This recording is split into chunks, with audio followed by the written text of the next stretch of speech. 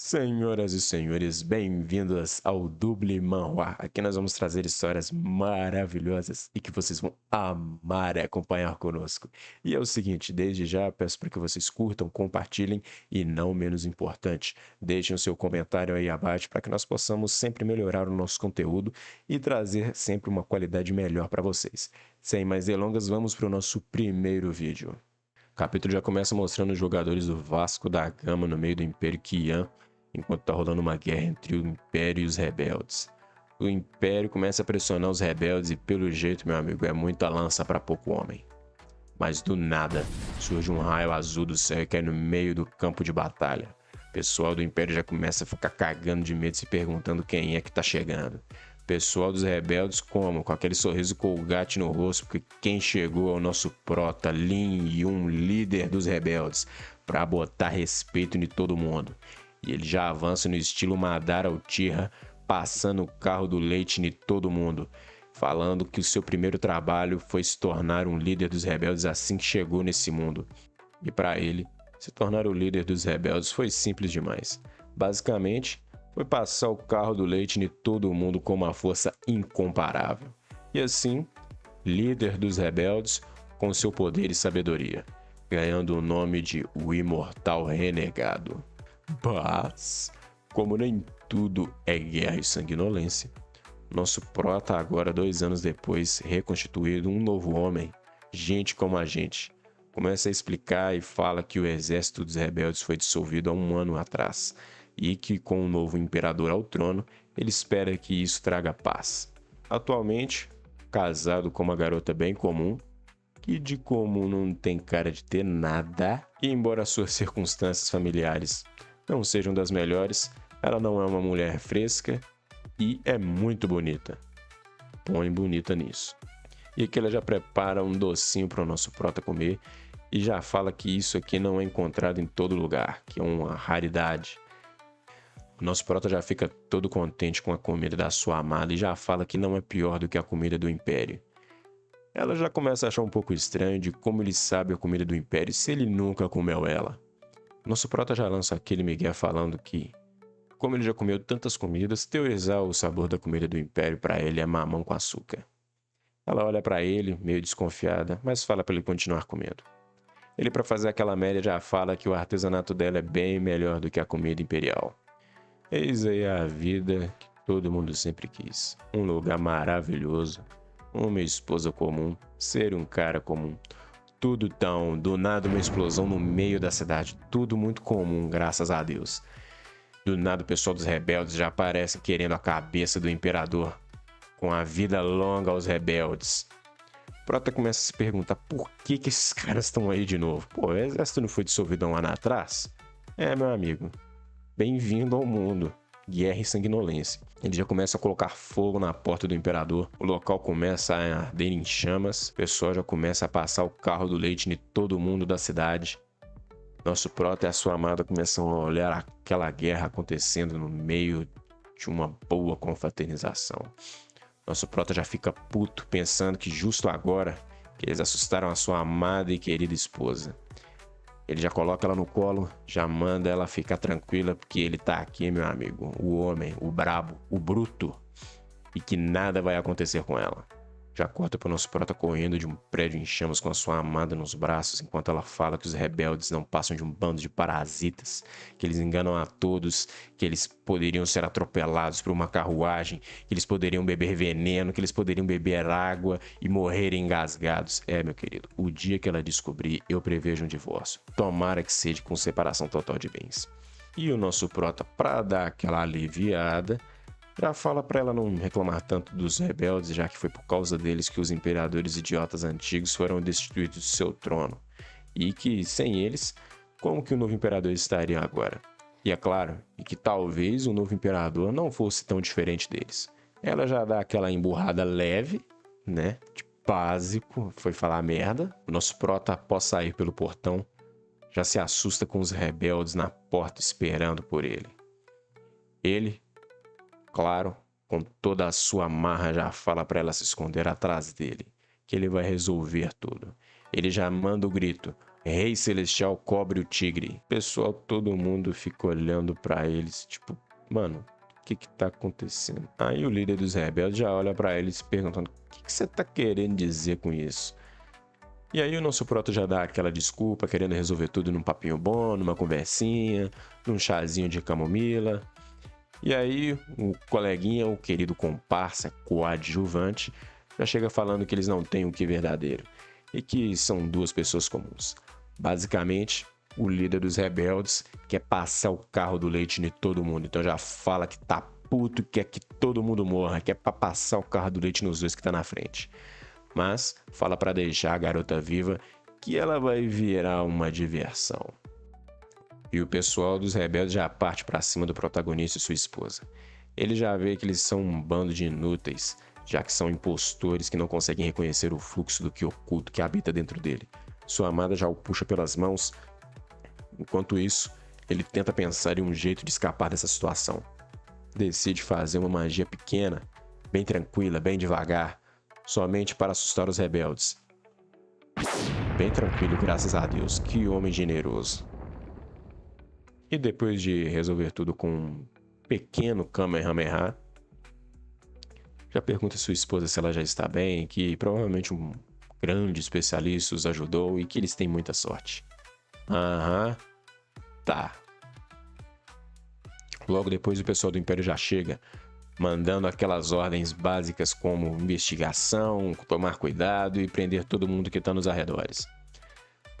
Bom, nosso protagonista já manda aquele migué falando que a próxima refeição dele vai ser na prisão. Enquanto isso, o líder do Império já começa a olhar as marcas do grande poder que foi lançado e começa a se perguntar quem é que é tão poderoso para fazer algo como aquilo.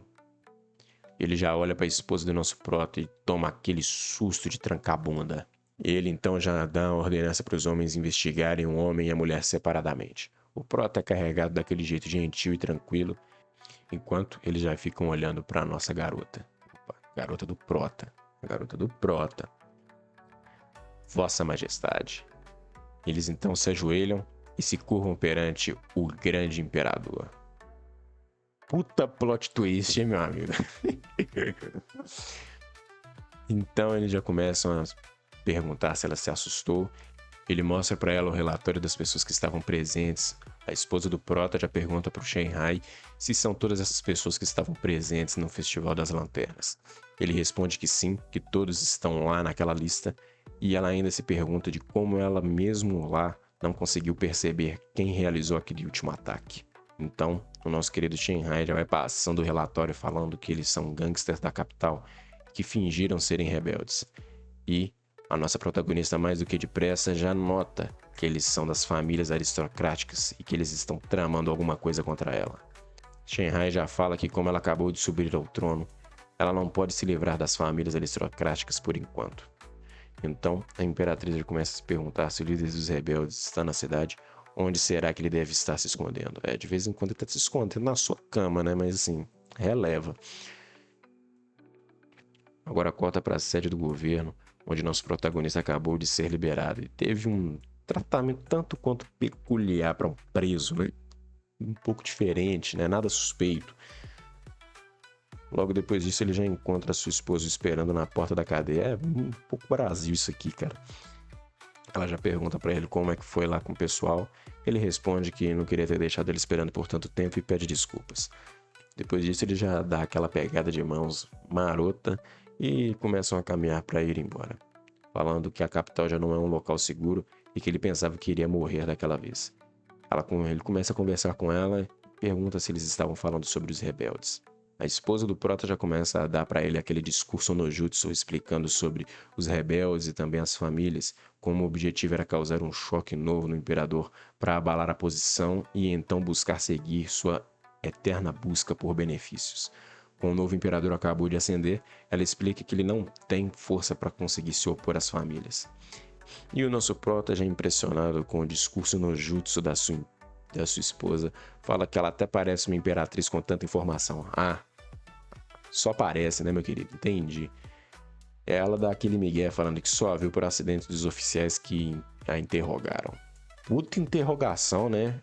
Onde eles dão informação e você pergunta. Ah, tá.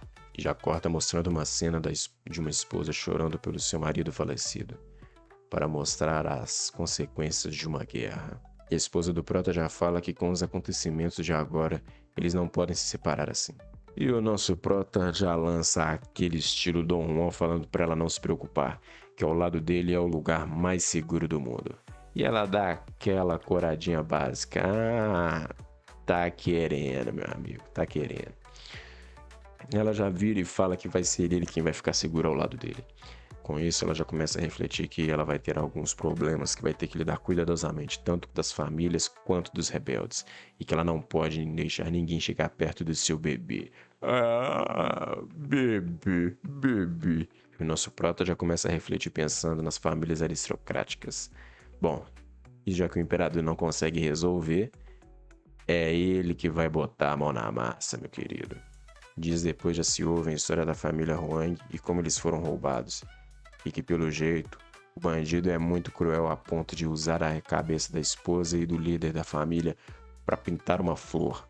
É, meu amigo, o cara tá puto. E aparece o nosso prota e sua esposa caminhando pela cidade bem tranquilamente. Com isso, ele já pergunta para ela se ela está de bom humor, e ela responde que não é nada demais e que ela gosta de ver os ricos sofrendo. Coloca aqui, ó, saiu, meu amigo, saiu. Socialismo, bem-vindo. E ele já fala que ela é uma bebê. Uma coisa fofa, coisa maravilhosa de todos os ângulos. Ah, meu querido, eu sei, eu sei. Eu concordo com a sua afirmação. E agora, ele volta para sua vida de paz. Sem lutas, sem esquemas, tudo tranquilo. Pessoas normais, vivendo suas vidas comuns, sem besteiras, sem farsas. Companheiros rebeldes de máscara. Eita. Nosso prota já assusta e já se perguntando de onde é que veio aquela doida. Ele já observa uma área muito interessante, é muito bem observado, muito bem observado. Ela já começa a encará-lo e claramente a esposa já notou, né? É, meu amigo, cuidado, cuidado, isso pode dar uma facada. Ele já começa a dar aquela desculpinha, que ele não tava olhando, que não sei o quê, tá. E ela já olha pra ele e já começa a oferecer aquele panfleto básico de o mundo é cheio de esperança do lado dos rebeldes. O prota já fala que eles ainda estão usando a entrada que ele permitiu. Que se ele soubesse que eles ainda estariam utilizando, ele nunca teria aprovado aquela porcaria. E o nosso prota mais que depressa já começa a questionar aquele rebelde, se perguntando por que ele está recrutando pessoas em plena luz do dia. E do lado tá a Imperatriz. Assim, muito tranquilo. E ele já começa até mesmo a questioná-la do porquê que ela está usando máscara se ela já foi exposta. A rebelde já fala que a máscara não é para esconder o rosto dela e que mesmo se o imperador cachorro descobrisse, isso não iria mudar nada. Nosso prota já fala que desse modelo aí ela vai ser presa. E a nossa querida imperatriz, esposa do prota, já dá aquela leve, né, sassagaiô.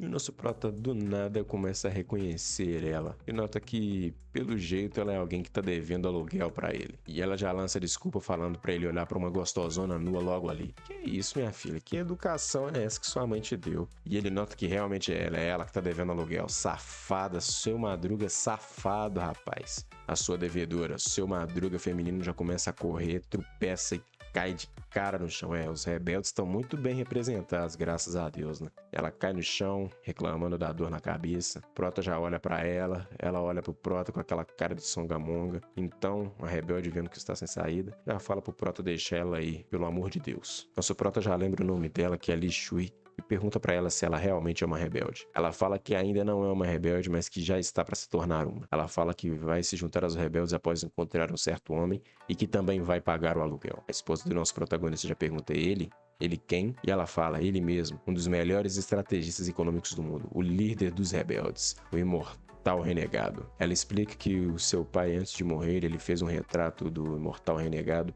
e que assim que ele encontrar e mostrar esse retrato para ele vai deixar que ela permaneça nos rebeldes. Com isso, o nosso protagonista entra no modo tranca-bunda porque ele pensou que tinha excluído todos os arquivos da sua vida passada e que se a sua esposa ver a imagem provavelmente vai descobrir que ele é o líder dos rebeldes. A sua esposa, mais do que depressa, está contente porque ela nunca viu o renegado antes. Então, é uma chance muito importante de não se deixar passar. Ela já se pergunta se eles já viram esse rosto em algum lugar e se podem dar alguma informação para ela. Nosso prota já fala que se ele não sabe se ele é um cara de sorte ou um cara de azar, e que já deve ter visto esse cara antes. E a sua esposa já começa a se perguntar se realmente esse é o líder dos rebeldes. É, minha cara.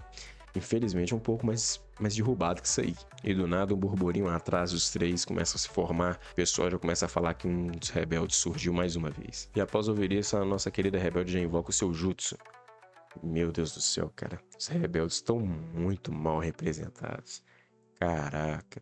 E nosso prota já vai perguntando pra ela se essa é a habilidade final dela e se essa mulher já é louca. Louca não, né?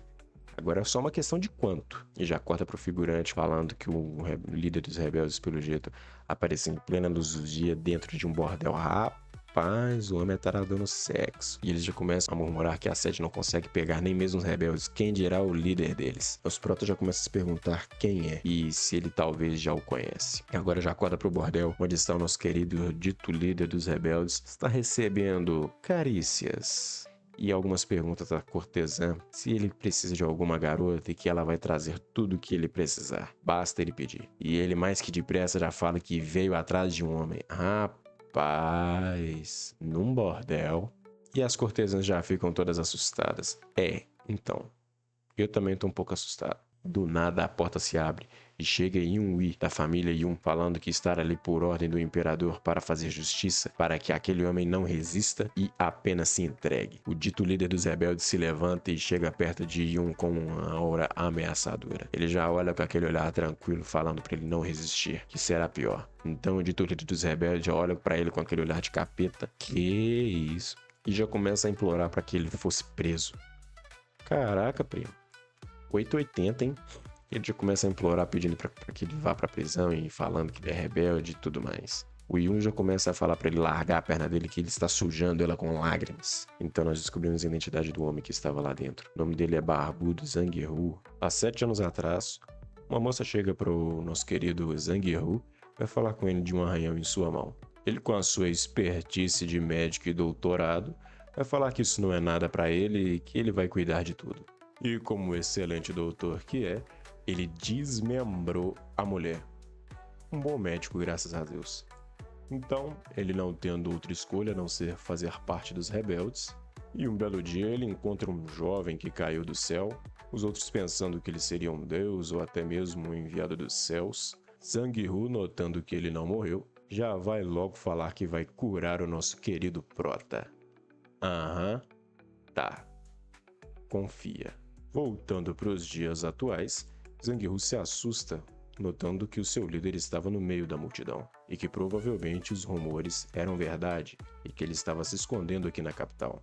O Ruivinho já vai logo dizendo para quem que ele estava olhando na multidão, e o nosso querido Barbudo já vai logo dando um maravilhoso migué, dizendo que com essa carinha maravilhosa não teria outro homem para chamar a sua atenção. Molandro, eu sei que você tá querendo. O Ruivinho já perde a paciência e já vai logo perguntando o que ele estava fazendo dentro de um bordel.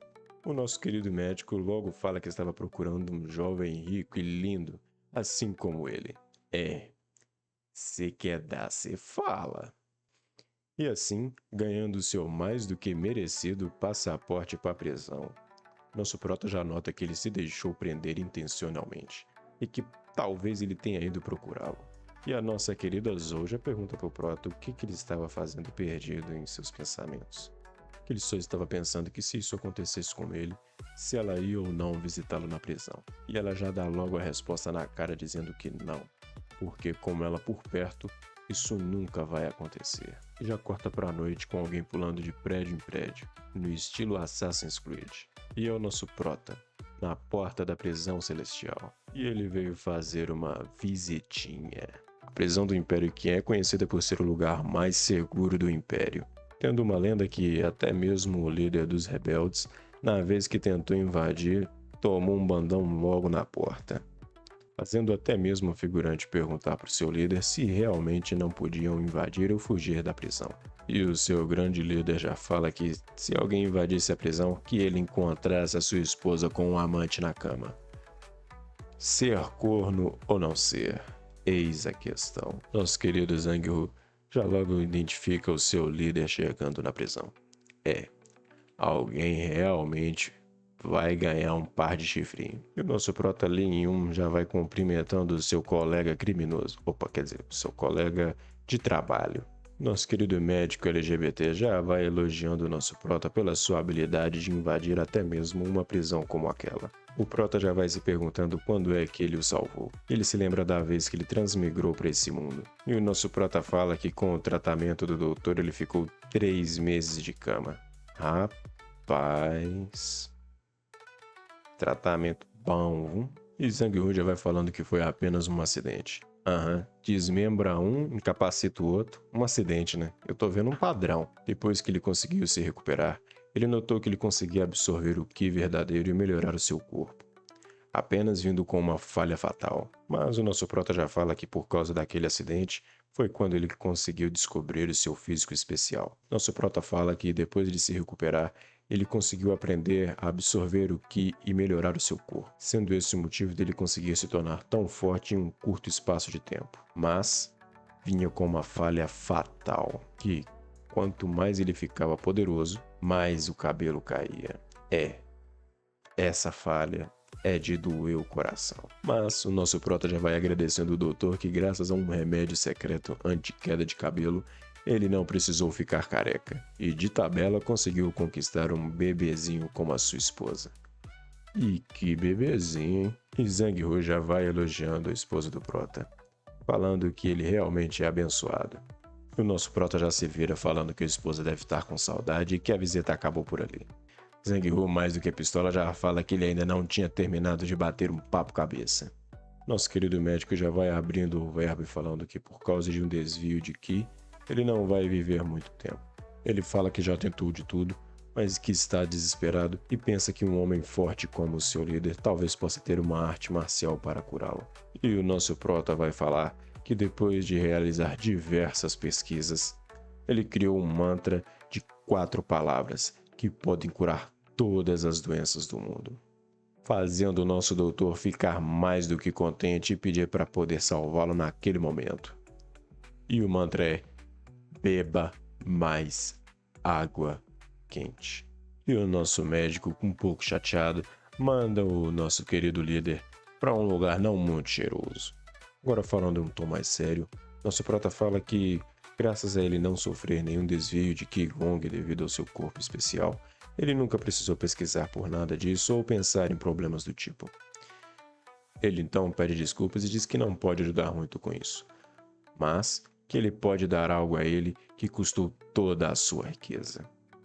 O nosso querido LGBT já fica todo contente achando que vai ganhar um presentão. E o presente maravilhoso é bolinho no vapor. Parceiro, esse trem deve ser gostoso, tá? Zhang-Hu se pergunta se isso é um mantou e se isso realmente custou toda a riqueza do prota. Nosso prota já vai falando que isso custou preciosíssimos 5 centavos. E que ele ainda ganhou crédito com a sua esposa por causa disso, mas que ainda ia ter que pagar 50 taels no dia seguinte. E o médico já fica espantado pensando que o grande líder do exército da justiça foi reduzido a um homem dominado. Bem-vindo a Gadolândia. Contudo, Zhang-Hu ainda fica contente de poder ver o seu líder antes de morrer. Nosso prota já vai dando aquela de Leandro Marçal, falando para ele não ser tão pessimista, que ele acredita no potencial do velho e que provavelmente ele vai conseguir. Conseguir o quê, meu amigo? Um bom caixão? Agora Zhang-Hu, em um tom mais sério, já vai falando que o nosso prota deveria prestar atenção em algumas situações importantes. Com a ascensão de um novo imperador, as famílias aristocráticas estavam fazendo planos malignos, e especialmente a família Huang. Que eles não só se juntaram aos rebeldes restantes, como parecem estar conspirando com eles. E ele acredita que essa situação não seja tão simples de se resolver, e que provavelmente toda a capital e até mesmo a Grande Qian estão correndo perigo nesse exato momento. Nosso prota fala que vai se lembrar dessa informação, mas que agora ele precisa vir embora. E logo com a saída do nosso prota, o loirinho Yun-Hee entra na prisão e já vai perguntando para o Zhang-Hu com quem que ele estava conversando. E o médico LGBT já vai falando com o loirinho que ele estava muito assanhado, querendo tirar um tempinho só para ficar sozinho com ele. Rapaz, esse cara é o Jiraiya do contrário. E o loirinho já fica em choque pensando o que esse velho tarado tem. Ele tem tesão, meu amigo, e é por você. Na volta para casa, o nosso prota já vai se perguntando o que as famílias aristocráticas estão querendo se destruir. E como nosso prota ainda sabe de poucas informações, ele vai ter que perguntar para o monge Kongwen. E que com a disputa do novo imperador com as famílias aristocráticas surgindo, nosso prota não se importa se outro imperador morrer, porque isso não importa tanto para ele. Desde que isso não atrapalhe a sua vida e não envolva sua esposa pro meio da confusão. Não, imagina, ela só é imperatriz. Que isso, dá nada não, pô. Com isso, nosso prota fala que vai descobrir em quais conspirações eles estão se envolvendo e ainda se juntando com as pequenas famílias aristocráticas. E ele se pergunta o que ele deve fazer com os rebeldes. E pela cara de puto, os rebeldes vão tomar até encostar. E o capítulo já começa nos mostrando o templo Longshan, sendo o templo mais popular do Império Qian. E o seu querido abade, mestre Kongwen, sendo o monge mais respeitado da região. Nosso amado mestre, com a sua humildade, ajuda os mendigos durante todo o ano. E através deles ele conseguiu uma poderosa rede de inteligência, a Gangue Paparazzi. Dessa forma ele se tornou a pessoa mais bem informada da cidade, recebendo a fofoca de todos os mendigos da região, como a invasão à prisão celestial e também sobre o diretor da prisão recebendo na sua casa um amante à sua esposa. Bom, descobrimos que palavras têm poder. E já corta para nossa rebelde peituda, nossa querida Liu Shi, pedindo para o precioso mestre informar para ela a identidade e onde o líder do exército rebelde estava se escondendo. E o nosso monge, com a sua sapiência desbalanceada, já vai falando que ela não é a única pessoa que pergunta a ele sobre esse assunto, mas que infelizmente ele não sabe dizer aonde o... Opa! Alô você, mestre! E o nosso velho monge já toma aquele sustinho de leve de fazer a espinha doer de encontrar o nosso prota por aqui, fazendo até mesmo o nosso querido monge respeitado pedir desculpa para Buda por causa da mentira. E a nossa belíssima rebelde já vai perguntando pro prota do porquê ele estar aqui. Nosso prota fala que é por causa da árvore dos desejos, e que ele e a sua esposa decidiram colocar uma placa e fazer um desejo. E Liu Shi já pergunta para a esposa do prota se ela realmente acredita nessas coisas. E o mestre já dá aquela suada de bunda, pensando que esse é o sobrenome da imperatriz. E o velho já dá aquela trancada de bunda pensando que o prota tá casado com a imperatriz. É, meu amigo, pelo menos mais alguém sabe aqui, tá? E ele fala que foi ele que presidiu a ascensão ao trono e que ele nunca iria se enganar. E ele tinha certeza de que era ela. E o velho já vai se perguntando se isso é um sonho. Que o grande líder dos rebeldes, temido por todo o mundo, se casou com a imperatriz do Grande Qian. Não só casou, meu amigo, como virou capacho, tá? E a nossa querida Pei rebelde vai se despedindo já que fez o seu pedido. E o nosso queridíssimo monge das fofocas já vai chegando pro prota e para sua esposa perguntando da sua maravilhosa relação. Eles de cara já ficam um pouco na dúvida do porquê que o velho tá falando daquele jeito. Ó, velho, vai explanar? Vai explanar? Aí não, né? O velho já dá aquele migué falando que as pessoas quando ficam velhos começam a falar algumas besteiras.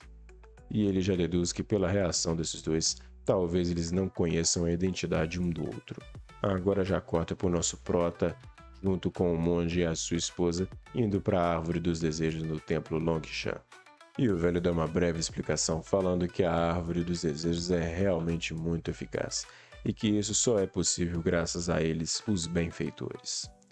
E já corta para 3 monges exortando a um visitante, dizendo que ele estava correndo um perigo mortal, e que o desejo poderia livrá-lo de tal desastre. E que ele tinha que fazer aquele desejo naquele momento, por apenas 9,99 tiles, por apenas 9,99. É saldão, meus amigos, é saldão dos desejos. E com essa cara muito amigável de 3 ursinhos carinhosos, o fiel mais do que depressa já realiza 10 desejos. É muito convincente. Essa cara aqui é muito convincente. E o monge já diz para Li Yun e Zhou Hou-Li anotarem os seus desejos e pendurá-los na árvore. E eles fazem conforme o mestre monge diz e penduram a sua plaquinha na árvore dos desejos. E o Prota já vai fazer uns questionamentos ali pro monge, sendo o motivo real dele estar ali. O Prota já vai perguntando para ele o que a família Huang estava fazendo ultimamente. O velho monge diz que não sabe nada do que os Huang estão fazendo, mas que se ele quisesse saber de alguma coisa, ele deveria ir para o mercado Tenshen. Com isso, o Prota fica satisfeito e vai embora agradecendo ao velho monge. Kong já fica maravilhado com o destino e se pergunta como esses dois se casaram, fazendo uma reflexão de que se um dia os dois reconhecerem a verdadeira identidade um do outro, que eles vão escolher. E termina dizendo que, como duas pessoas de pontos de vista totalmente opostos e incompatíveis, eles provavelmente cruzarão espadas. O capítulo já começa com Shanghai questionando o nosso doutor sobre onde estava o líder dos rebeldes. E ele responde que talvez já esteja 20 mil milhas abaixo do mar, e que também ele tinha dado todos os detalhes, e pergunta para eles o que mais eles queriam. Yun-Hee já o questiona se ele estava se referindo àquelas besteiras, de que ele poderia se transformar em um gigante de 300 metros de altura em tempos de crise, que é proficiente na arte dos ninjutsus, além de possuir vários haréns ao mesmo tempo, e que um dia vai se tornar o rei de Xangai, e que para os inimigos um ser maligno, para os amigos um amigo de bom coração, um homem celestial que juntou as 7 bolas. Referências, meus amigos, muitas referências. O loirinho já pede a paciência falando que tipo de asneira ele estava tentando contar. Mas o nosso doutor já retruca falando que com esse Ki inferior, ele nunca conseguiria entender coisas tão simples.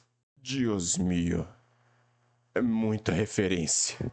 Mas ele mesmo não faz ideia do que o seu líder estava falando. Mas que essas histórias pelo menos serviam para enganar alguns idiotas. Yun-Hee fala que eles não têm outra saída senão torturá-lo. Tomara que ele não tenha esse fetiche, né? Cruza os dedos para ele não ter um fetiche nisso aí. E ele já o retruca falando que se ele quiser pode ir fundo, que disso ele não tem medo. Shanghai então fala que já que ele está tão confiante, não teria problema em eles trazerem um cão-lobo grande e dar a ele uma poção afrodisíaca. Ih, doutor, complicou pro teu lado, hein? Então ele decide confessar. Compreensível. Então Shen já o questiona qual era a identidade da pessoa que tinha levado pãezinhos para ele comer na prisão. Amigo detetive.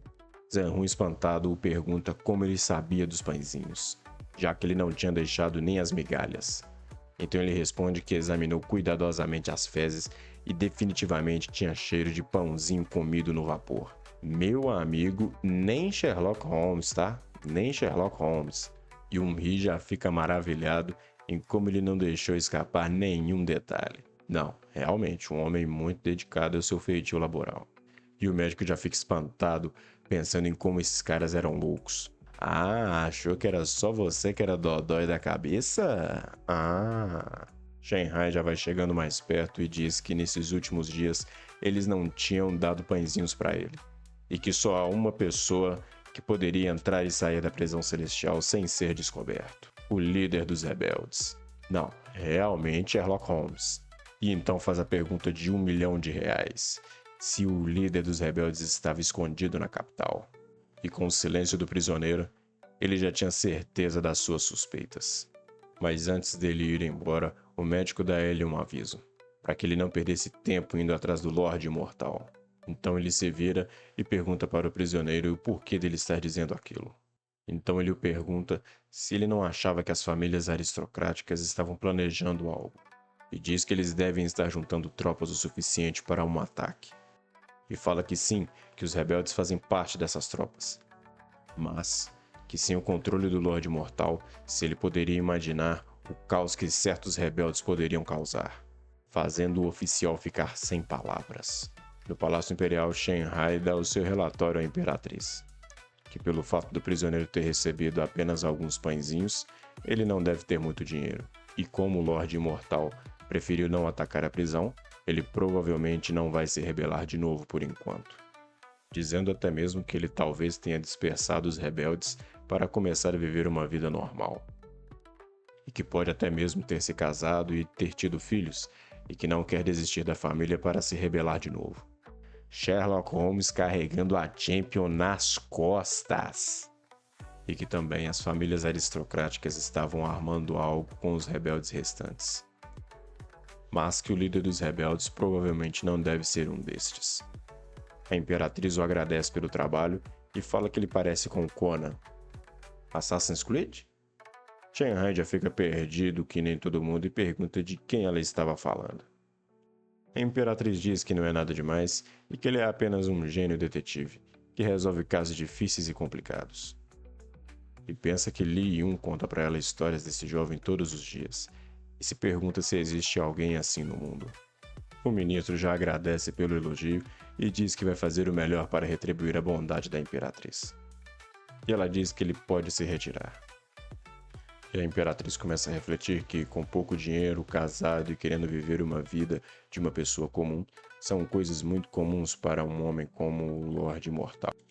E usa de exemplo o seu bebezinho Li Yun, que ele é exatamente assim, mas que ele não é o Lorde Imortal renegado.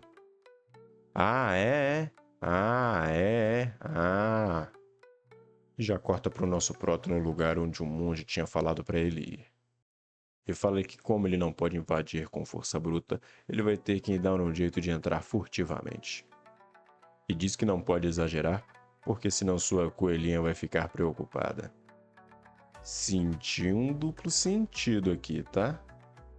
Enquanto pensava isso, nosso proto observa dois figurantes falando para um comerciante se afastar. E o nosso prota, com ar de ter tido uma ideia, diz que comerciantes têm medo da polícia, independente do mundo em que estejam. Meu querido, bem-vindo ao Brasil. Só nega impostos. O capítulo já inicia com o nosso prota no mercado Tenchen, observando, fingindo estar querendo comprar alguma coisa. Quando do nada um figurante abre a porta apressado, falando pro chefe que fudeu. E ele chega pro seu líder e diz que os espiões da polícia estavam chegando. O chefe do mercado entrega para ele um livro e diz para ele garantir que chegue nas mãos do patriarca da família. E o figurante sai correndo no meio das ruas para conseguir chegar até a família Huang. Mas no meio do caminho, ele vai ter um doce encontro com o nosso prota. Logo após a saída do figurante, os homens do Império chegam, e Shanghai já manda cercar o lugar e diz que ninguém pode sair daquela área.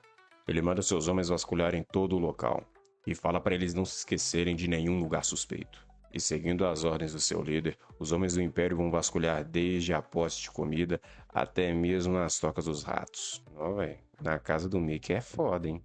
Sacanagem. Logo o homem já reporta para Shanghai que nada foi encontrado. E ele pergunta de quem veio a informação sobre aquele lugar. Seu subordinado diz que foi um espião infiltrado da própria Imperatriz, e que ele se denominava o Grande Agente Secreto Interno. Shanghai já se pergunta se isso foi uma ordem da Imperatriz. E em meio aos seus pensamentos, ele vai notar uma pedra que estava caída no chão, o levando a ter uma surpresa chocante. O que será que essa pedrinha faz, hein? E já corta pro nosso prota segurando o livro do coitado nocauteado no chão, e se gabando de como era fácil enganar a sede do governo. E diz que eles são um grupo de escravos muito útil, e que chegava até a sentir inveja da Imperatriz. Coitado do nosso querido Sherlock Holmes, apenas sendo usado. E o nosso prota já pega o livro de contas para descobrir o que eles estavam tramando. E o importantíssimo livro vai dizer que, no 20º dia do primeiro mês, a senhora Huang foi até a casa do senhor Shen e saiu 10 minutos depois. No 21º dia do primeiro mês, a senhora Huang foi até a casa do senhor Liu e saiu 20 minutos depois. No 22º dia do primeiro mês, a senhora Huang foi... Meu Deus, aí não. E o nosso prota, um pouco abismado, vai se perguntar de por que um livro de um corno esperando pela vingança era algo tão importante para eles. É o cara que tem essa paciência aí, meu amigo, espera até o inferno congelar. Mas o nosso prota suspeita que esse livro ainda pode ter algo escondido, e decide usar que verdadeiro para descobrir o que é. E ao utilizar o que verdadeiro, o que realmente estava escrito no livro é então revelado. E ao utilizar o que verdadeiro, as letras do livro já começam a se embaralhar. E Li Yun diz que esse livro foi escrito com minério verdadeiro, e que é por isso que mesmo se alguém pegasse o livro, não conseguiria encontrar nada útil, a não ser que utilizasse o que verdadeiro nele. E ao utilizar o que verdadeiro, as letras do livro já começam a se embaralhar. E Li Yun diz que esse livro foi escrito com minério verdadeiro, e que é por isso que mesmo se alguém pegasse o livro, não conseguiria encontrar nada útil, a não ser que utilizasse o que verdadeiro nele. E o que estava escrito no livro são as seguintes palavras: ele pode estar na capital, mas não tem problema. Isso não vai afetar o plano. Quando a Imperatriz sair de lá, vamos começar. E nosso prota já nota que eles estavam falando dele, e que, pelo visto, as famílias aristocráticas estavam planejando assassinar a Imperatriz fora do palácio.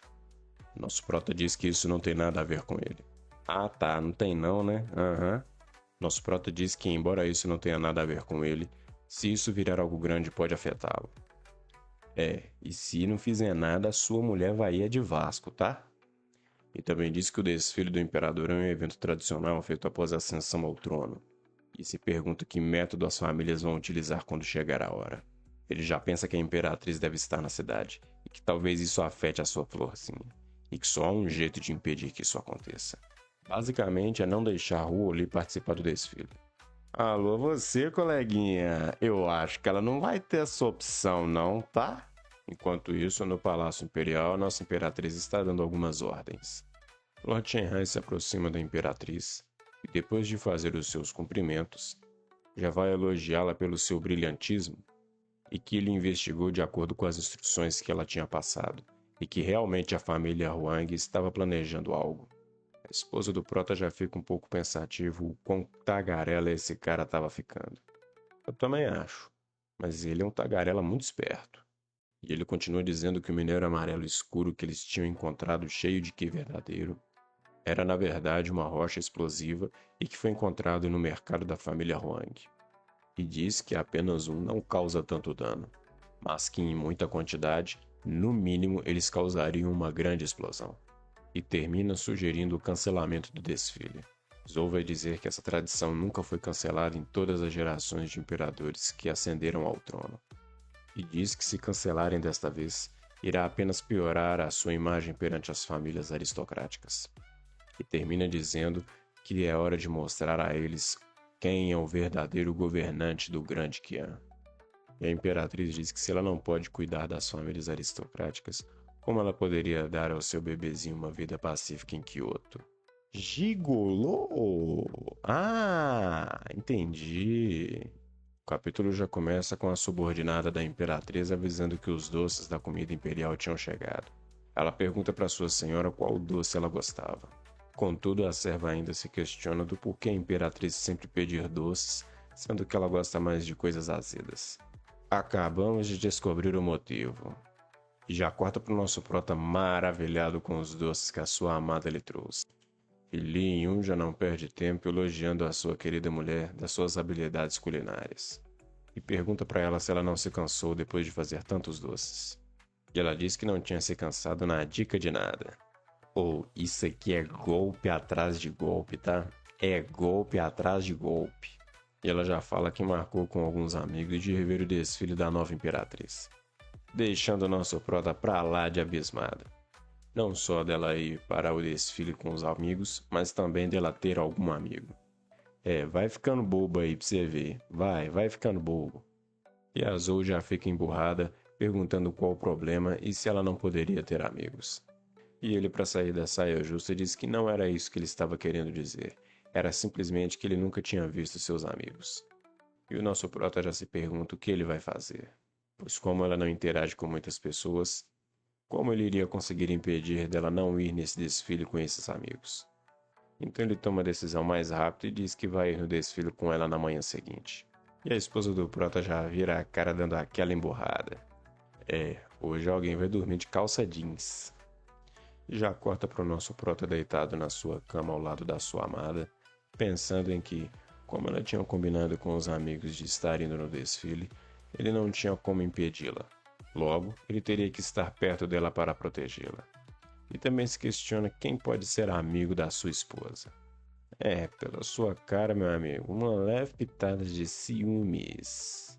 Por fim, ele diz que é bom para ela ter amigos e que não vai deixar nada machucar a sua flor. No dia seguinte, o prota já acorda e nota que a sua esposa não está mais ao seu lado. Ele se dá conta que tinha dormido demais.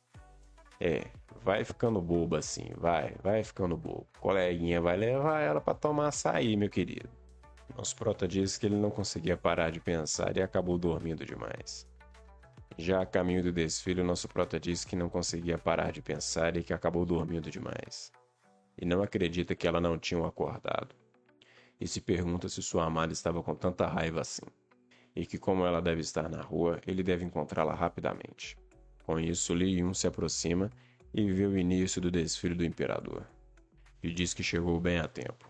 E que agora ele tem que garantir que a sua flor não vai estar por perto, já que as famílias aristocráticas estavam mirando na nova imperatriz. Mas ele ainda não a tinha encontrado. Enquanto procura pela sua amada, ele ouve os outros dizendo como a imperatriz era a mulher mais bonita do mundo. Outra pessoa diz que é raro ter uma imperatriz no Grande Qian e ainda mais uma mulher bonita. E o outro rapaz diz que todas as concubinas do antigo harém, quando viram a sua beleza, ficaram envergonhadas. Nosso prota já disse que ela é muito parecida com Wu Zetian, a governante de outro mundo. Provavelmente deve ser cruel também como ela. Se você quer saber quem é o Zetian, pesquise, meu amigo, pesquise. Tempo depois, o nosso prota diz que já estava na metade do desfile, mas ainda não tinha encontrado a sua flor Woli, e se pergunta para onde é que ela tinha ido. Em um momento em que a caravana da Imperatriz chega um pouco mais perto, ela e o nosso prota trocam um olhar por um breve momento. Eita, que momento, hein, meus amigos? O nosso prota já se pergunta de se ela realmente estava olhando para ele. E o Woli já diz que ele é um idiota e que acordou tarde demais. Fazer o quê, né? Dormiu de calça jeans deixou o menino triste. Por fim, o nosso prota diz que, como o desfile já estava acabando, ele acha que não tem mais perigo e que talvez a sua esposa já até tenha voltado para casa. Mas como nem tudo é paz e tranquilidade, alguém chega por trás do nosso prota o tocando. E ele já vira com aquele olhar perguntando quem é. E Li Yun se pergunta como aquele cara totalmente machucado e ensanguentado tinha chegado até ali. E ao ver os outros mortos e feridos, ele diz que precisa relatar para o Lord Shenhai. E já corta para um figurante sendo promovido a titular do Vasco. E alguém com uma máscara de demônio rindo e se perguntando se o nível da sede do governo era realmente tão baixo. Que isso? E a pessoa mascarada diz que ao menos o Shenhai era um cara capaz. É um bom recrutante do timão, viu? Tá recrutando muita gente. Já começa a dar ordem aos seus capangas para levarem o saco do minério de que verdadeiro. E diz que dessa vez vai garantir que a cadela da imperatriz do Grande Qian morra sem nem ter direito a velório. O capítulo já se inicia com Shenhai vendo os corpos que o mascarado tinha deixado na sua trilha de sanguinolência. Ele diz que tinha chegado tarde demais. Yun-Hee se aproxima de um dos corpos e diz que é uma forma muito brutal de matar alguém, e que o assassino poderia tê-los matado com um único golpe, mas que escolheu fazê-los morrer lentamente para que sofressem. Shenhai, assustado, já se pergunta se é aquela pessoa. Logo em seguida dá uma ordem aos seus homens para se espalharem e para não se assustarem se verem alguém estranho, para apenas dispararem o sinalizador para que ele possa ver. O loirinho já pergunta para o Shenhai se ele sabe quem realmente fez isso, e do porquê dele estar tão nervoso. E também se pergunta se é o líder dos rebeldes. Shenhai diz que não é ele, e diz que pode ser alguém muito pior. Alguém que está familiarizado com os métodos das forças especiais e também com o tratamento dos casos. E diz que se for realmente essa pessoa, ele pode os despistar e atacar a Imperatriz. Yun-Hee já fica assustado e diz que a sede do governo é 100% à prova de vazamentos. E Shenhai retorna à afirmação do loirinho com uma pergunta aterradora. E se ele for o criador desse sistema? O loirinho, assustado, se pergunta se ele realmente estavam falando da mesma pessoa. Shenhai diz que sim, que era o ex-chefe da sede do governo. Luo Shenglei. Rapaz, você parecia mulher. Que triste. Yun-Hee diz que entrou há pouco tempo na sede do governo e só tinha ouvido falar nos feitos brutais daquele homem. E pergunta para Shenhai o quão forte ele realmente é. Ele diz que com a sua força, ele não era qualificado para ser chefe do governo. E invoca o discurso no Jutsu falando que, na época, os rebeldes eram tão fortes que o ex-imperador ficou apavorado. E a fim de evitar que as famílias aristocráticas e os civis da capital aproveitassem a oportunidade para se rebelar, ele nomeou Luo Shenglei como chefe da sede do governo, e assim fortaleceu a gestão da capital. mas que Lu Shenglei era um homem brutal e estabeleceu o mais estrito conjunto de regras. E diz que a cada vez que ele saía, ele causava destruição e muita sanguinolência, ferindo até mesmo muitos inocentes. E sob a sua gestão, a capital se tornou um inferno. E que no começo, esse método de gerenciamento de alta pressão cumpriu o seu papel tanto para conter a rebelião, tanto para a traição das famílias. Mas que eventualmente transformou as coisas no oposto. As pessoas da capital finalmente não aguentavam mais, e houve um tumulto em grande escala.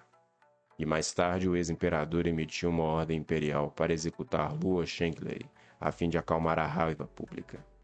E os 4 grandes mestres da sede do governo, o Mercurial, o Mão de Aço, o Caçador de Estrelas, o Sangue Quente, foram enviados para esmagá-lo. Mas a força de Lu Shenglei estava além da imaginação de todos, e que sozinho ele teria exterminado todas as tropas de elite mais poderosas. O homem é promotor do Vasco mesmo, meu amigo. Tá promovendo todo mundo pro timão. E que depois disso ele simplesmente sumiu. E que por causa disso ele foi considerado pelas pessoas como um Rakshasa que veio direto do purgatório, o nomeando de Rakshasa Cara de Jade. Primo, você pode ser até brabo, mas seu nome é ruim demais. Já corta para nossa querida aspirante a rebelde cumprimentando o nosso prota. O prota, um pouco na dúvida, demorou um pouco para reconhecê-la. Ela pergunta para ele se ele veio aqui para pegar a comida grátis. E diz que ela tem certeza que ele vai precisar disso pro ano novo. Rapaz, pouco oportunista, né? Graças a Deus. E o prota diz que já esperava isso dela. Da pessoa mais sem vergonha do mundo. Concordo. Ela chega um pouco mais perto e diz que ele não tinha entendido. Ela diz que ainda não é nada e que existem muitas pessoas piores do que ela. E diz para ele olhar para aquele saco, que dentro dele eles tinham um minério de que verdadeiro amarelo escuro, e que isso deve valer muito dinheiro. O nosso prota já toma um susto e se pergunta se é realmente a rocha explosiva que ela está carregando. E o prota já pergunta com pressas para onde o grupo que entregou para ela essas pedras foi. Lechou diz que eles estavam na entrada do beco, mas que parece que eles foram para o leste. E que também, por ser o desfile do imperador, muitas lojas estão dando comida de graça. E o prota diz que não acha que ela vai conseguir aguentar com o tamanho daquele saco nas costas. Fica tranquilo, parceiro. Ela aguenta mais. E o prota já sai correndo para a direção em que ela tinha falado. E pensa que esses caras são loucos. Com essa quantidade de rochas explosivas, eles poderiam explodir a rua inteira. Ele chega no local e vê que eles já tinham ido embora. E que ele não iria encontrá-lo se continuasse procurando assim. Então ele já dá aquele salto para as nuvens, dá aquele cumprimento no passarinho e sem muito esforço localiza o grupo que estava procurando. E sem perder nem um minuto já desce como um tiro de canhão e já para na frente do líder da equipe. E o prota mais que depressa já diz que ele não tem nada a ver se eles quiserem assassinar a Imperatriz, mas pede para que não utilizem armas de destruição em massa. E Lu Shenglei, sem perder nem um segundo, já parte para cima do nosso prota. Li Yun já dá aquela desviada e a espada passa direto atingindo o chão e causando uma grande destruição. O ex-chefe do governo diz que ele se esquiva muito bem e que é notável. Nosso prota, ainda tentando discurso no jutsu, diz para ele escutar os outros e que ele não estava com interesse em impedir o assassinato da nova imperatriz. Mas o nosso querido Lu Locão já parte para cima do nosso prota com mais uma espadada. E quando a espada estava a poucos centímetros do nosso prota, ele simplesmente pega a espada com as mãos. Brabo, tá? Chuck Norris. Lu Shenglei já fica abismado e se pergunta como ele conseguiu fazer isso. E Li Yun grita que ele estava tentando resolver aquilo pacificamente. E pergunta para eles o porquê deles não estarem o ouvindo. Mas que de qualquer forma isso não importava. E diz para eles apenas não utilizarem armas que possam afetar os inocentes, e especialmente a sua esposa. E que se não quiserem ouvir por bem, ele vai os fazer ouvir por mal. E o capítulo já se inicia com Lu Shenglei se perguntando o que o prota tinha acabado de dizer. Se ele realmente tinha dito que seria por bem ou por mal. E ele diz pro prota se ele tinha ideia de quem era Lu Shenglei. Que ele era o Rakshasa da Cara de Jade. E o prota dá-lhe logo uma no meio, meu amigo. E o Prota, mais do que depressa, faz um omelete. O ex-chefe do governo já dá aquela sentida. Todos sentimos por você, meu querido. Pode ter certeza. E já ajoelha no chão perante o nosso querido Leon. E ele diz que o Prota é um bastardo que se atreve a atacá-lo furtivamente. E ainda por cima o atacar no meio das suas bolinhas. E o pergunta se ele não tinha a virtude das artes marciais. O Prota pergunta se ele não estava exagerando. Que ele simplesmente tinha chutado seus ovos. E que ele deveria aprender que isso aqui é uma luta real. Pô, apenas chutei as bolas. Apenas, senhores. Lu Sheng, mais do que indignado, pega a sua espada e já vai pra cima do Prota falando que vai o matar. Ele desfere um golpe horizontal que o Prota desvia se agachando. E depois continua com uma rápida sucessão de golpes fatais e mortais, mas que o nosso Prota desvia de todos com imensa facilidade. Até que um dos golpes acerta a sua roupa e ele diz que ele realmente tinha o subestimado. O Lu loucão, vendo uma brecha, já manda mais um ataque poderoso. E quando o ataque estava a centímetros de dar um headshot no nosso Prota, ele começa a levar a luta um pouco mais a sério. E já bloqueia o ataque fatal do ex-chefe do governo. O cara de Jade pergunta para o nosso Prota se ele estava quase morrendo, e se ele estava chocado com seu poder, pois ele estava apenas começando, e que até agora tinha apenas usado metade do seu poder. Nosso Prota já perde a paciência falando que ele arruinou as suas roupas, e pergunta para ele se ele tinha ideia de quem tinha comprado essas roupas. E diz que foi a sua florzinha. O último romântico, meus amigos. O último romântico. E Lu Shenglei não perde tempo e diz que vai deixar ele ver a sua verdadeira força. E que vai mostrar o que é ser cruel. É, parceira, a sua cara já é uma crueldade. Sério mesmo. Uma crueldade. E já toma logo um jab do nosso protagonista para ficar esperto. E o jab foi tão forte que lança o ex-chefe do governo contra a parede. E Lee Yun, com a sua show de bolice, o pergunta se ele achava que era o único que não estava utilizando toda a sua força. E o cara de Jade, com uma cara de espanto, se perguntava como isso estava acontecendo.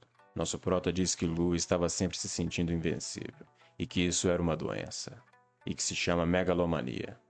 E diz que vai entregá-lo à cura. É, meu amigo, a cura.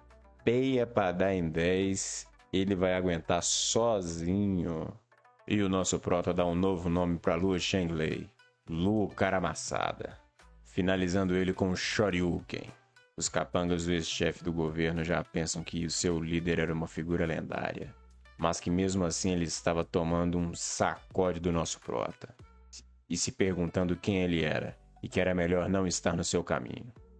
Nosso Prota, vendo que eles estavam fugindo, já os chama para aproveitar o momento e bater um papo cabeça.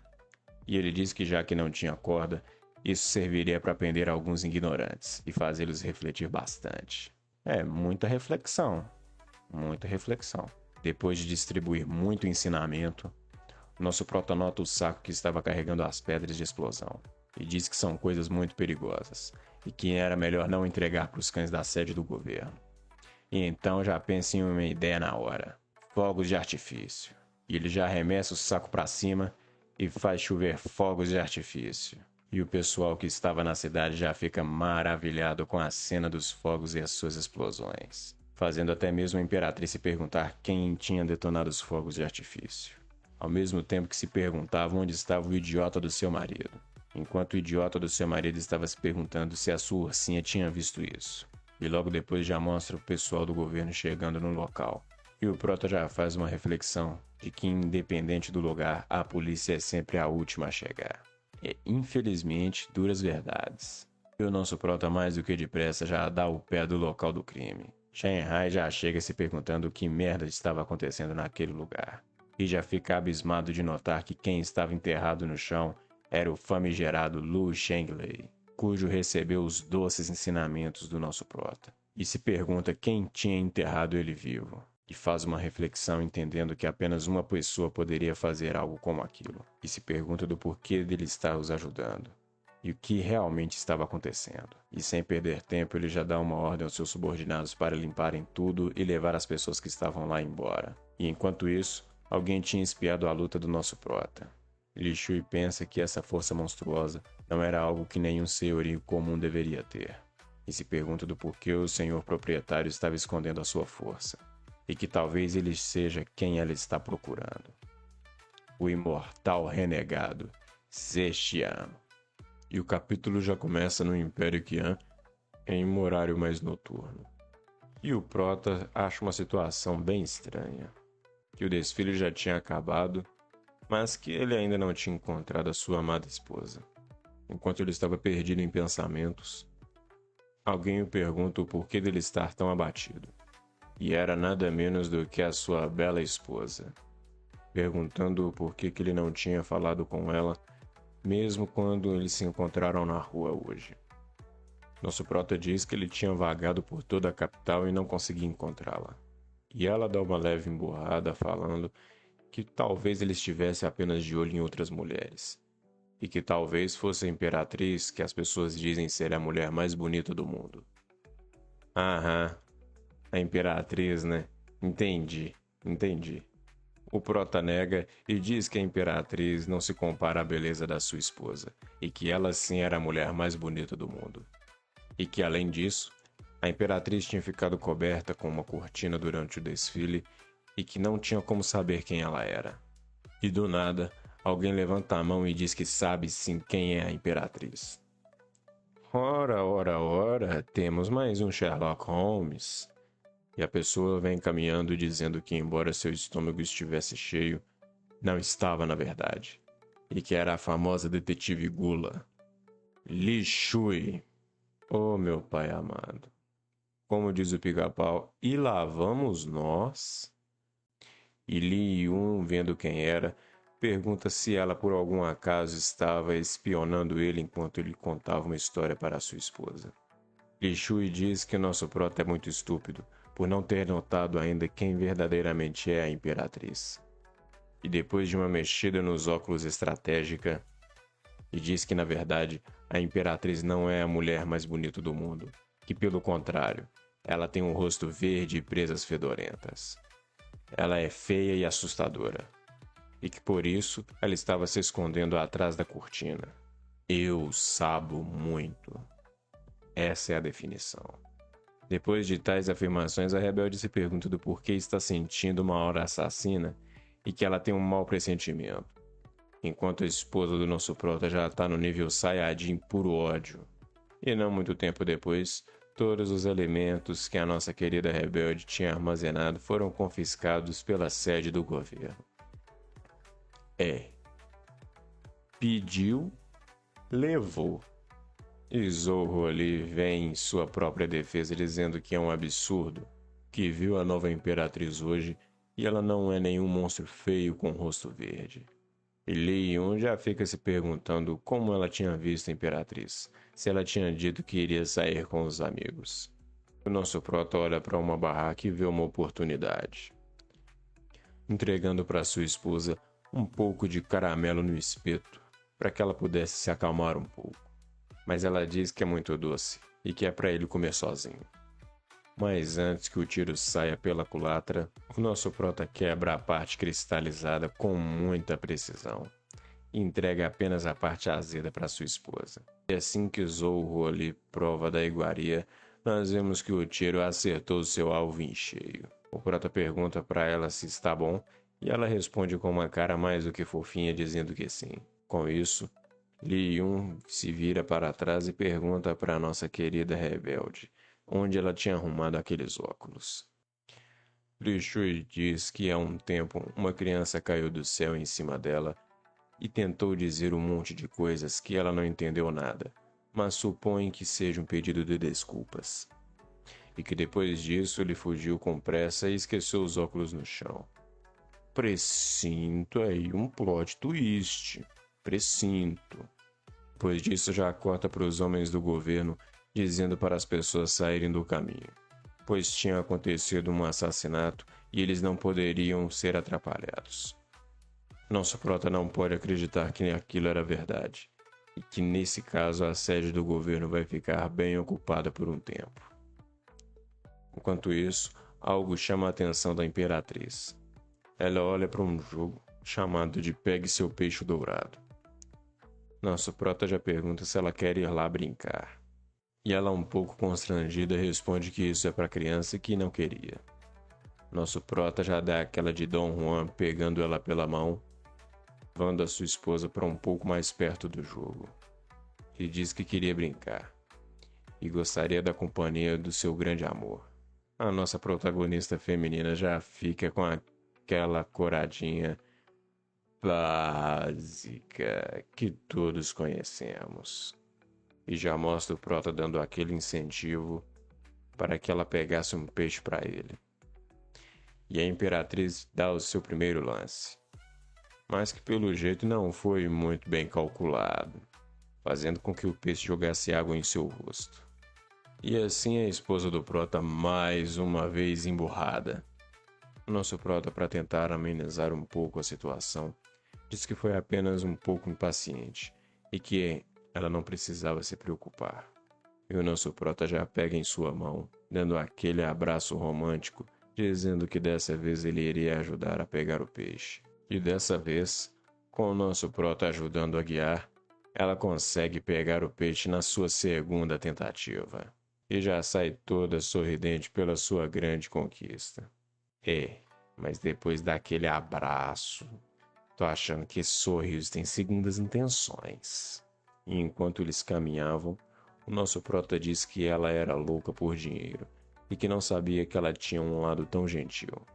Sua esposa responde simplesmente dizendo que nunca tinha brincado daquilo e que estava apenas curiosa. E o nosso prota, com todo o seu charme, já começa a enxugar o cabelo da sua esposa. E diz que as suas roupas estavam molhadas e que eles deveriam ir para casa. Alguém tá com pressa para chegar em casa, né? Por que será? Por que será? E a sua esposa, hipnotizada pelo seu charme, já responde que também estava querendo ir para casa. E enquanto caminhava de volta para sua casa, o prota diz que no fim não conseguiu nem ver os amigos da sua flor. E pensa que, apesar da sua esposa tê-lo visto, ela não o chamou. E que isso significava que a situação não estava boa para isso. Em outras palavras, ser corno ou não ser? Eis a questão. E ele disse que a sua flor tinha feito muitos amigos.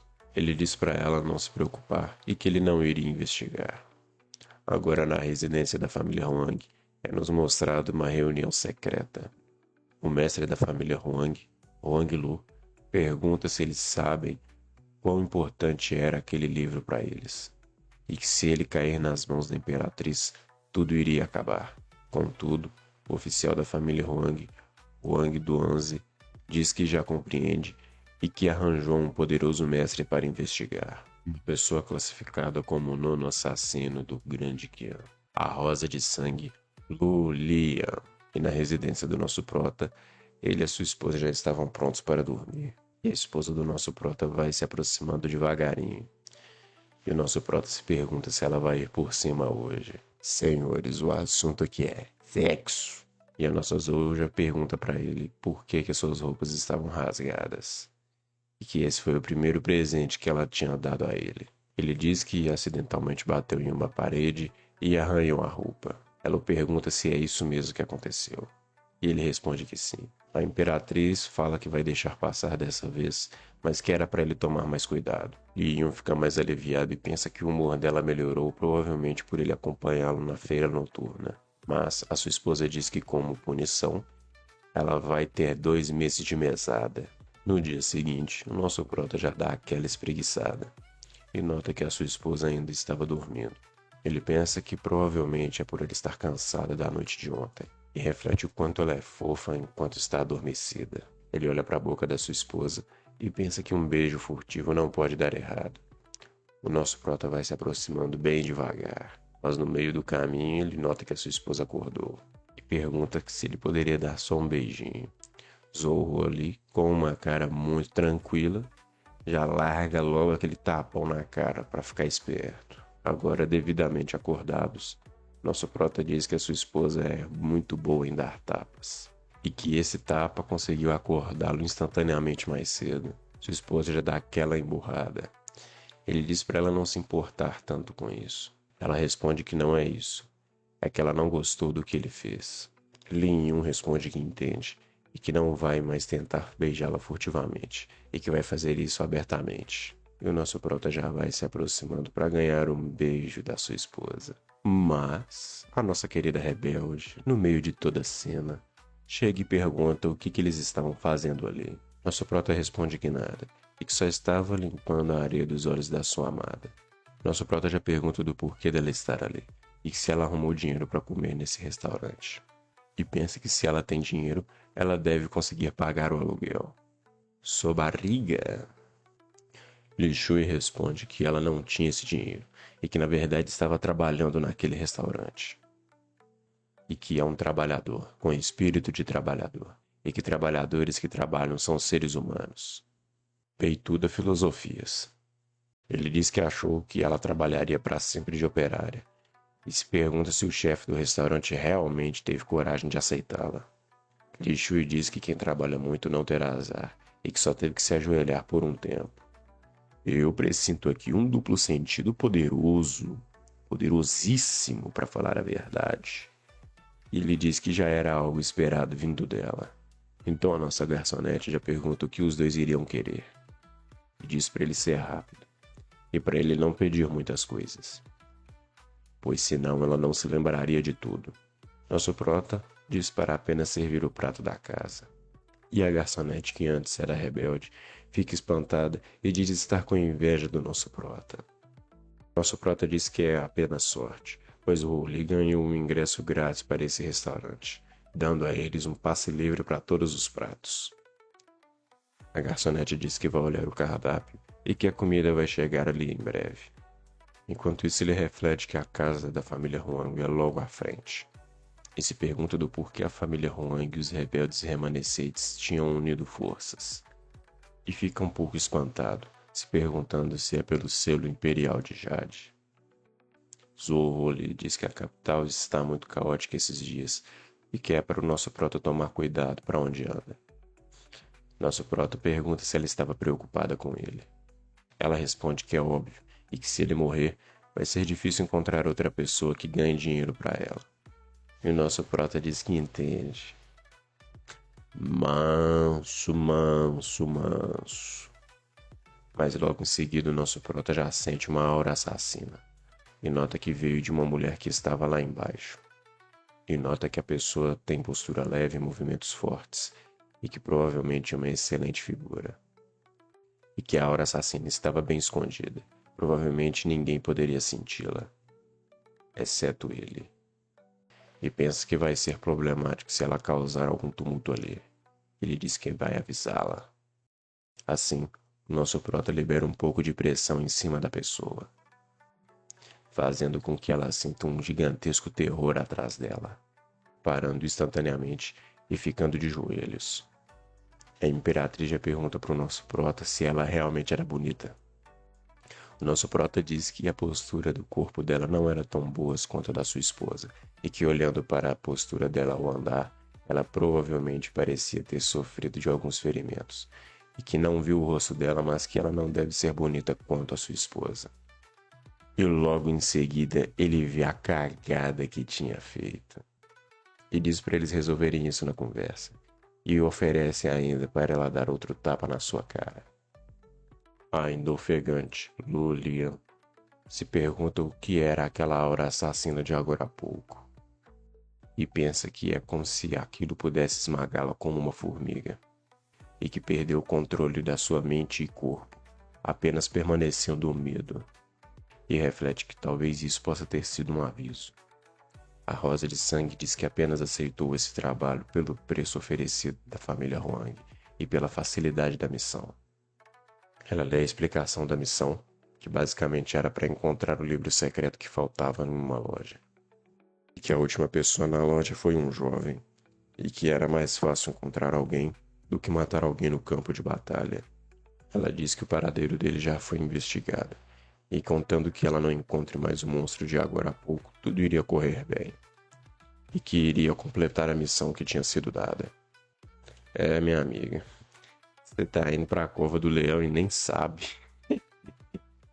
E Lu Feia, que estava em cima do telhado, é uma assassina que faria qualquer coisa por dinheiro, desde assassinato até mesmo limpar o telhado. E na visão dela, Ela conseguiu dessa vez um trabalho super fácil. Ela simplesmente precisaria pegar um livro de contas de uma grande família que estava em posse desse casal extremamente comum.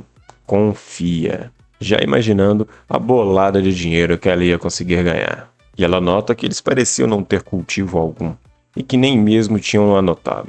Oh, minha querida, você não sabe onde você está entrando, não, juvenil. Enquanto isso, o nosso prota Lee Yun estava refletindo se a idiota em cima do telhado tinha vindo se entregar. Muito ocultista ela mesmo, muito ocultista. A Rosa de Sangue pensa que ela não tinha conseguido encontrar nada referente aos dois, mesmo depois de uma árdua pesquisa. E ela basicamente tinha conseguido apenas o nome do nosso prota e que ele tinha chegado na capital há alguns anos. E sobre a nossa querida Zoe, ela também não tinha conseguido nenhuma informação relevante. Logo, o passado deles era apenas uma folha em branco para ela, e que vai ficar manchada de sangue, meu querido. Então ela pensa que eles são tão irrelevantes que o pessoal da inteligência não teve nem mesmo o trabalho de pesquisar sobre eles. E enquanto ela estava observando nosso prota com a sua amada, uma criança passa na rua e pergunta para a mamãe o que aquela tia esquisita estava fazendo em cima do telhado. Então a mãe diz para sua criança para ela não prestar atenção naquela mulher, que ela provavelmente era uma amante que foi expulsa. E a Rosa de Sangue já fica pistola, perguntando para a mãe quem é que ela estava chamando de amante, dizendo também para a criança que ela não era nenhuma tia, que bastava chamá-la de irmã. E Zorro ali, que também não é besta, começa a pensar que tem algo no telhado e se pergunta se ouviu alguma coisa vindo lá de cima. A Rosa de Sangue se esconde e pensa que não pode perder a calma e que essas oscilações de humor não devem acontecer no meio de um trabalho. E ela pensa para si mesma para se acalmar, já que ela é uma profissional. Se vestindo desse jeito aí, eu sei até que tipo de profissional que você é, minha querida. Até imagino. Então, se acalmando, ela começa a fazer barulhos como se fosse de um gato. Zou, ao ouvir aquele barulho estranho, pensa se foi um miado, e que parecia muito miserável. Li Yun diz que provavelmente é apenas uma gata no cio. Lu Feian, com um pouco de vergonha, começa a pensar que nosso prota é um idiota, que ele não sabia diferenciar um gato no cio de apenas um gatinho inocente. E logo depois nós vemos que ela estava rodeada de gatos machos. Notando a intenção dos gatinhos, ela já começa a distribuir pancada, dizendo para eles saírem dali e que ela também não estava no cio. Só que o que ela não esperava é que os gatinhos eram uma baita gangue. E notando que estavam sendo enganados, eles partem para cima da nossa Rosa de Sangue. A esposa do nosso prota fala que esses gatos já estavam enchendo o saco. Vendo a situação, o nosso prota sugere à sua esposa que eles poderiam ir dormir mais cedo hoje. Contudo, antes de sair dali, ele olha para cima do telhado com uma cara de pistola. Depois de um tempo, Lu Feian reaparece, dizendo que finalmente vai ter a sua chance, já que, em cima de uma cama, eles estariam desprotegidos e isso tornaria o serviço muito mais fácil. Dando um pulo para dentro da casa do prota, ela já se prepara para encontrar o livro de contas. E, ao olhar para o chão, ela nota um livro de contas jogado. Então ela, toda feliz, diz que conseguiu encontrar o livro logo depois de entrar e que ela tinha muita sorte. E o nosso prota atrás dela já a parabeniza por completar a sua missão tão facilmente. E Luffy já se vira e comemora com o prota dizendo que foi realmente muito fácil. A Rosa de Sangue, agora notando que quem estava atrás dela era o nosso prota, ela tenta recuar dando um dash para trás. Vendo que foi desmascarada, ela pergunta ao nosso prota como ele a havia descoberto. Leon diz que ele se perguntava do porquê ela estar ali. Então nota que ela realmente estava atrás do livro de contas. Assim, ele já deduz que a família Huang a tinha mandado para lá. A Rosa de Sangue diz que como ele descobriu a identidade do seu empregador, ela não teria outra opção a não ser silenciá-lo. E antes que ela fizesse alguma burrada, o nosso homem másculo já diz para ela desistir desse plano, e que ele já havia avisado para não mexer com ele. Lu Feian diz que não se lembrava de nada disso. O nosso prota, vendo que ela não estava se lembrando, diz que vai refrescá-la a memória. Assim, liberando a sua pressão, fazendo com que a Rosa de Sangue notasse quem realmente era. Vendo que o nosso prota era aquele especialista incomparável. Leon fala que, por ela não ter feito nada na frente da sua querida florzinha, ele vai dá-la uma chance, e pergunta o que ela iria escolher. A Rosa de Sangue diz que ao enfrentar um inimigo que não poderia derrotar, sendo uma assassina profissional, Ela apenas cai de joelhos e se rende entregando a sua espada pro prota, também implorando para que ele a deixasse ir. Ao que o nosso prota elogia, dizendo que ela fez uma sábia escolha. Peian, com uma cara um pouco duvidosa, diz que se ele a deixar ir, ela pode o ajudá-lo durante um mês inteiro. Eu sei o que tu quer. E pra você só fica mole. Lin Yun, sendo Chad Sigma, pergunta para ela se estava tentando o seduzir. E se ele acha mesmo que ela iria conseguir, já que ele só tinha olhos para sua querida florzinha, e o seu coração já era dela. A Rosa de Sangue então pergunta quem ele era, e o que ele gostaria que ela fizesse. Li Yun a responde dizendo que já que ela não o conhecia, seria muito mais fácil.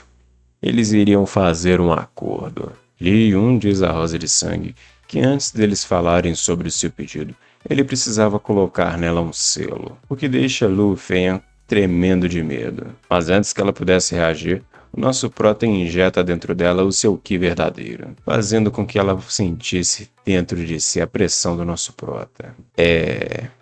Bem duvidoso, tá bem duvidoso isso aqui, mas vamos lá. Fazendo-a cair de joelhos, se perguntando o que o nosso prota tinha feito com ela. Ele a explica que se ele ativar o seu Ki verdadeiro, ela irá explodir até a morte. Basicamente, isso pode ser ativado de qualquer lugar. E completa dizendo para ela pensar bem como vai relatar o que aconteceu nesse lugar para os seus ditos superiores. Timidamente, a Rosa de Sangue diz que vai falar para a família Tang que ele não tinha um livro de contas. E também iria dizer que ele possuía relações com a corte imperial. Assim, a família não iria mais atrás do Lin Yun. Lógico, pensariam também que o livro já tinha caído nas mãos da corte imperial. Assim, o nosso prota elogia, dizendo que é uma história convincente, que ela até poderia ser a sua aprendiz. Mas Feian já o pergunta se ela poderia ir embora. Mas Li Yun, pensando melhor, decide que talvez fosse melhor torná-la sua ferramenta, a ordenando que investigasse quem estava liderando os rebeldes que estavam cooperando com a família Huang. A Rosa de Sangue diz que voltará imediatamente assim que conseguir essas informações. Então Li Yun, com uma cara ameaçadora, faz para ela a sua última pergunta, se ela realmente tinha vindo atrás apenas do livro de contas. Lu, sentindo a pressão do nosso prota emanando, vendo que se ela não respondesse direito, ele provavelmente iria terminar com a sua vida ali mesmo. Ela rapidamente responde que sim. A família Huang tinha lhe dito que o livro de contas estava em posse de quem morava lá. No caso, na casa do nosso prota. E que eles também não sabiam quem era exatamente. E claro, que se eles soubessem que o nosso prota era tão forte, eles jamais teriam mandado ela roubar o livro dele sozinha. E bem quando o nosso prota iria dar o seu veredito, alguém aparece por trás o surpreendendo. E não era nada menos e nem nada mais do que Li Shui. Li Yun fica em choque, se perguntando de onde aquela garota tinha surgido, e se ela tinha ouvido toda a conversa. Tá faltando treinamento aí, tá? Tá faltando treinamento. Shui então vira pro outro lado e começa a murmurar coisas como doces cristalizados, porcos assados e almôndegas, fazendo com que tanto a Rosa de Sangue quanto Li Yun notassem que ela estava apenas em um estado de sonambulismo. Assim, o nosso prota encerra a conversa com Lu Feian, dizendo a ela que ela poderia ir, mas que se ela tentasse qualquer gracinha, ela iria jogar no Vasco.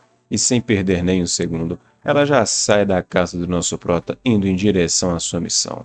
O nosso homem másculo pensa que já faz muito tempo que ele tinha brincado de ser um cara mau, e que esperava ter intimidado ela. Então, o sol começa a nascer. Leon se pergunta se realmente tinha demorado tanto tempo assim naquela conversa, e que ele nem tinha dormido direito. Claro, que se fosse no passado, ele teria ido direto para a porta e picado qualquer um que tivesse aparecido. Mas, como agora ele era um homem com uma família, ele precisava se conter. E, já que ele costumava acordar mais tarde, vai aproveitar essa chance e preparar um café da manhã surpresa para sua esposa. Assim ele prepara um belo prato para Zhou Li, mas que de primeira mão não entende o que realmente era aquilo, já que parecia um pãozinho cozido no vapor, mas que não era exatamente um pãozinho cozido no vapor. Li Yun explica que isso se chamava hambúrguer, e que é uma comida que ele tinha inventado. Fala para ela também experimentar, que com certeza iria gostar. Então usou da sua primeira mordida, e pela cara provavelmente gostou bastante. Nosso prota fala que essa é a receita secreta de hambúrguer de frango sobrenatural do Lee-Yun, com vegetais frescos e frango delicioso, e que com toda certeza o sabor iria levá-la à loucura. A sua esposa responde que está uma delícia e que poderia ficar bem popular na Grande Qian. Ao que o nosso prota responde um pouco pessimista, dizendo que não sabe se isso realmente daria certo. Então ela não perde tempo e faz a grande pergunta: de onde ele estava ontem à noite, e que não o viu voltar para a cama. Li-Yun diz para ela não se preocupar, que era apenas um ladrão que tinha aparecido na noite anterior, mas ele já tinha tomado as medidas cabíveis. Zhou pensa que se isso aconteceu ontem à noite, ela provavelmente precisaria aumentar o nível de segurança, e que não poderia deixar o seu bebê correr perigo. E ele completa dizendo que estava tudo bem, que eles também não tinham perdido nenhum centavo. Ao que a sua esposa preocupada responde que ela não estava preocupada com dinheiro, e pensa que ela estava realmente preocupada com o nosso prota, o seu bebê idiota. Ele então assume que talvez tenha se enganado dessa vez. Afinal, a sua esposa geralmente se preocupa muito com o dinheiro. Ao que ela responde que, embora o dinheiro seja importante, ele, que faz o dinheiro chegar na mesa, é ainda mais importante. E ele então, com a cara todo de orgulhoso, diz que, em outras palavras, no coração da sua querida amada, ele era mais importante. O Huoli, dando uma de durona, responde que ninguém odeia ferramentas que geram dinheiro. Concordo.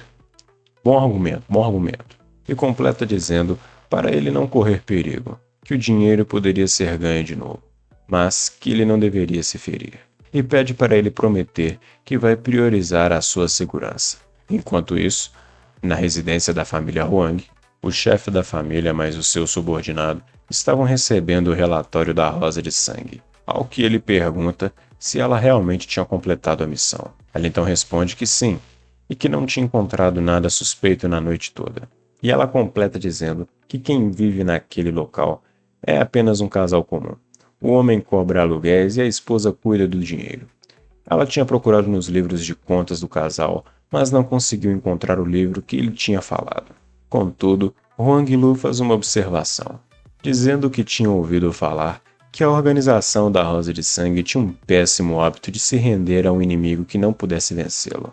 Lu Feiyan diz para ele não brincar, e que provavelmente existiam poucas pessoas nesse mundo que poderiam vencê-la. Contudo, ela reflete em sua mente que o mestre da família Huang realmente era alguém ardiloso. Então, ele lhe dá a ordem para continuar tentando descobrir o paradeiro do livro. Contudo, em relação ao casal, pede para ela observar um pouco mais, e se não encontrar nada de errado, para apenas ignorar. Feiyan, com a sua ousadia, pergunta ao mestre da família se eles não estavam tentando se rebelar, e que tinham ouvido alguns boatos sobre eles trabalhando com os rebeldes. E assim que ela disse essas palavras, Huang Lu a ameaça, dizendo que era melhor não saber de algumas coisas, e que a curiosidade tinha matado o gato. Ela responde que tudo bem, e que não precisava dessas ameaças. E então, sai andando, dizendo que sabia onde era a porta da frente e que não precisava de ninguém levá-la embora. E enquanto ia saindo da mansão, ela reflete que essa família também não era fácil de mexer, mas que, contudo, nosso prota tinha dado a ela a missão de investigar, e claro, isso provavelmente seria o pior, chegando à conclusão que ela realmente estava em uma enrascada. Contudo, ela também sabia que sem esforço não teria ganho algum.